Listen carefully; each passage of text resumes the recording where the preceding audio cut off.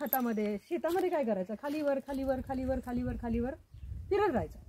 जेवढा तो फिरणार तेवढं जमिनीमध्ये होल वाढणार, जेवढे होल वाढणार त्याची विष्ठा पण वाढणार आणि पाणी पण मावणार. आणि शेताची जमीन कशी भुसभुशीत असते, बरोबर, भुसभुशीत जेवढं राहणार तेवढं मुळांना ऑक्सिजन मिळणार. झाड हे आपल्याला वाटतं की मुळावाटे पाणी घेतं आणि पानावाटे ऑक्सिजन घेतं, तसं नाहीये. मुळावाटे पण ऑक्सिजन घेतला जातो आणि पानावाटे म्हणजे 70% पाणी हे वातावरणातून मिळतं, 30% पाणी हे जमिनीतून मिळतं. कळलं? बाहेरचं वातावरण पूर्ण कोरडं, जमिनीत पाणी असेल तर झाड तेवढं चांगलं राहत नाही. जमिनीत बाहेर पण ओलावा पाहिजे असतो, तेव्हा ते एकमेकांबरोबर ती झाडं चांगली राहतात. जंगलामध्ये कुठे जमिनीत पाणी देतं, पण झाडं जिवंत असतात ना वातावरणातल्या याच्यामुळे, ते जिवंत राहतात. तसंच तर ते पाणी शोषून घेण्याचं काम गांडूळ करतो. गांडूळ करत नाही, गांडुळाच्या होलांमुळे पाणी जमिनीत मदत करतो. आणि जेव्हा जमिनीत पाणी मुरतं तेव्हा झाडं तर वाढतात, पण भूगर्भातली पाण्याची पातळी वाढते. ओके. आणि आपल्याला सगळीकडे पाणी मिळतं. आता शेकडो मीटर खाली बोर टाकून सुद्धा पाणी मिळत नाहीये. कारण काय झालंय की पाणी मुरण्याचं जे साधन होतं, कारण जमिनीतलं पाणी काय आयुष्यभर राहणार नाहीये, ते आपण काढून काढून संपवलं की तिथे कसं पोचणार परत. तर कुठेतरी जमिनीतून पाणी मुरतं तेव्हा तिथे जातं. पण जर जमिनीतली पाणी मुरायची जागाच जर तुम्ही युरिया टाकून बंद केले, युरियामध्ये काय होतं, त्याची परत बनते, लेअर बनतो जमिनीवर आणि पाणी मुरणं बंद होतं. शहरात तर सिमेंट टाकून आपण मातीच बंद केली, शहरात तर पाणी मुरतच नाही. पण गावातल्या शेतामध्ये जे पाणी मुरत होतं ते मुरणं आता युरियामुळे बंद झालं. कारण युरिया वगैरे टाकल्यामुळे आपण गांडूळ मारतो. ओके. त्याच्यावरती अजून लोक हुशार की आता गांडुळांबरोबर इतर किडेही मारण्यासाठी औषधे टाकतात. ते बॅक्टेरिया आहे नाही तेवढे सगळे मरतात आणि मग सुपीकता नाही म्हणून मग परत युरिया टाकतात. कळलं? ते बॅक्टेरिया मरायचे ते मरतातच ते बिचारे. ओके. आणि टीव्ही आपल्याला सांगतो की बॅक्टेरिया फ्री आयुष्य, 99% बॅक्टेरिया को मारे. अरे ते जर केलं तर आपण जिवंत राहणार नाही. कळलं?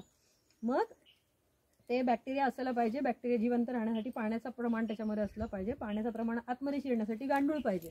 आणि गांडूळ जेव्हा असेल तेव्हा शेतामधलं पाणी मुरेल आणि भूगर्भ साठा वाढेल. आपल्याला पाणी प्यायचं असेल पुढे जाऊन तर आपल्याला त्याची गरज आहे. आणि जेव्हा हे सगळं होत नाही तेव्हा झाडं मरतात आणि झाडं मेली की मग पाऊस येत नाही. पाऊस आला नाही की तिकडचं पण पाणी मिळणार नाही, बोरिंगचं पण पाणी मिळणार नाही, आपण मरणार. त्यामुळे आपल्याला जिवंत राहण्यासाठी गांडूळ पाहिजे. अंडरस्टँड? येस. आणि गांडूळ वाढण्यासाठी जमिनीमध्ये खतं नको. कळलं? आणि खतं नसतील आणि जर पीक हवं असेल तर गाय पाहिजे. आपल्याला जिवंत राहण्यासाठी गाय पाहिजे. पण आता समजा बऱ्याच लोकांनी आता हे टाकलेलं आहे खतं, पण ती माती पुन्हा होऊ शकते का तशी चांगली? होऊ शकते. त्याच्यावर सुद्धा प्रोसेसेस आहेत. आणि जे आता खतं खराब झालेली आहेत, आता गोकृपामृतम एक चांगलं, गोपालभाई सुतारिया म्हणून अहमदाबादचे खूप मोठे गोसेवक आहेत. 700 गिरगाईंची त्यांची गोशाळा आहे आणि त्यांनी खूप श्रेष्ठ गिरगाईंपासून, म्हणजे गायी सगळ्यात श्रेष्ठ असतात पण त्या गिरगाईंपैकी काही श्रेष्ठ म्हणजे ज्यांचे गोत्र चांगले होते अशा काही गायींपासून, त्यांच्या गोमूत्रापासून, गोबरपासून, पंचगव्यापासून गोकृपा अमृतम नावाचं एक हे बनवलेलं आहे. आणि औषध बनवलं. औषध म्हणण्यापेक्षा बॅक्टेरियाच असतो. बॅक्टेरिया आणि ते कम्प्लिटली फ्री देतात आणि सगळ्यांना देतात. आणि आम्ही पण ते पुढे लोकांना फ्री देतो. त्यांचं म्हणणं आहे की सगळ्यांनी हे एकमेकांना दिलं पाहिजे. ते विरजणासारखं आपल्याकडे घ्यायचे थोडं. विरजण ते जर आपण घेतलं तर आपल्याला अल्टिमेटली काय करायचं, जमिनीतले बॅक्टेरिया वाढवायचे. ओके. शेण आपल्याला मदत करतच आहे पण त्याच्याबरोबर अजून त्याला वाढवायचं आहे, कारण अगोदर खराब केलं म्हणून. जर खराब नसेल तर जमिनीत शेण टाकलं तरी काम होतंय, पण अगोदरची जर खराबी झाली असेल तर तुम्ही ते गोकृपा अमृतम वाहून द्या जमिनीमध्ये भरपूर. त्याच्याने युरियाची परत तुटेल. कसं असतं बघा, एखादा माणूस जर व्हेंटिलेटरवर असेल तर त्याला पहिल्यांदा नॉर्मल ऑक्सिजन घेण्याच्या कंडिशनचं बनवायला लागतं. मग तो खायला प्यायला जगायला पाहिजे. मग खायला प्यायला लागला, पचायला लागलं की मग त्याला आपण व्यायाम सांगू शकतो. डायरेक्ट त्याला तो आहे व्हेंटिलेटरवर आपण व्यायाम करायला सांगतो, जमणार नाही. मग तसंच जमिनीचं झालं. आता जमिनी गेल्यात व्हेंटिलेटरवर, जगायची कंडिशन नाहीये, मरायला टेकलेल्या. बरोबर. ते बॅक्टेरिया जगवण्यासाठी पहिल्यांदा त्याच्यावरची जी युरियाची परत आहे ती तोडली पाहिजे, तर बाकीच्या सगळ्या गोष्टी होते. जर आपण 10 वर्ष शेतीच नाही केली ना, म्हणजे माणसाने काही इंटरफेअर नाही केलं तर परत पृथ्वी परत नीट होईल. बरोबर. 10 वर्ष शेती नाही करायची म्हणजे आपल्याला 10 वर्ष उपाशी मरायची वेळ. आपण तसं नाही करू शकत. आणि उपाशी म्हणजे माणसाचं पोट खूप मोठं आहे, त्याला प्रॉफिटच पाहिजे प्रत्येक वर्षी. तर त्यासाठी म्हणून मग जर ते गोकृपा अमृतम वगैरे आपण जर टाकल्या, अशा काही गोष्टी आहेत तर त्या टाकल्या तर त्याच्यामुळे ती युरियाची परत कट होईल. त्याच्यामुळे जमीन परत पोरस व्हायला सुरुवात होईल, म्हणजे होल त्याच्यामध्ये व्हायला सुरुवात होईल. शेण त्याच्यामध्ये वाढवायचं आहे भरपूर. आणि शेणामध्ये पण भरपूर गोकृपा अमृतम टाकलं तर त्याची पण व्हॅल्यू ऍड होऊन त्याचं खतं टाकायचं.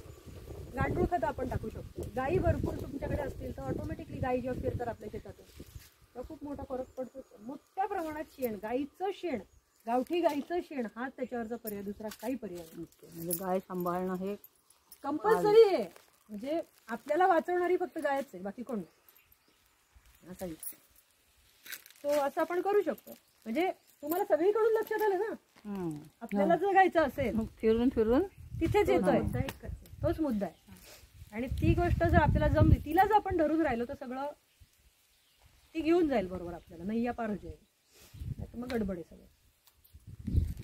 त्यामुळे हर घर गाय हा कन्सेप्ट आपला सगळ्यांचा, म्हणजे आपण सगळ्यांनी राबवला पाहिजे आणि तो घराघरात पोहोचवण्यासाठी आपण काम केलं पाहिजे तरच. आणि जर घराघरात गाय गेली ना तर आपण सगळेजण जगू. बरोबर. म्हणजे ह्याच्यात आपला स्वार्थ पण आहे ना, स्वार्थच आहे. जगण्यासाठीचा हा. आणि ज्या तुम्ही बघा आपल्या इथे भारतामध्ये पण जिथे गायीला मान मिळालेला आहे, जिथे गाय टिकलेली आहे ती राज्य सदन आहेत. बरोबर. गुजरात सदन आहे, सौराष्ट्र सदन पंजाब आहे, सदन आहे, हरियाणा सदन आहे. तिथे गायीला मान मिळाला. आणि जिथे जिथे गायीची विटंबना झालेली आहे तिथे तिथे चॅलेंजेस क्रिएट झालेले आहेत. हो. आणि आपण सर्वांनी मिळून ते आणलं पाहिजे, तो अवेअरनेस आणला पाहिजे. आणि म्हणूनच हा प्रोजेक्ट देशी गाय, आणि म्हणूनच आपण सर्वजण बरोबर. मी ते म्हणून हा व्हिडिओ तुमचा सगळेजण बघत असतील तर त्या प्रत्येकाने गोसेवक म्हणून काम केलं पाहिजे आणि हा कन्सेप्ट घराघरात पोहोचवला पाहिजे. हा अवेअरनेस घराघरात गेला पाहिजे.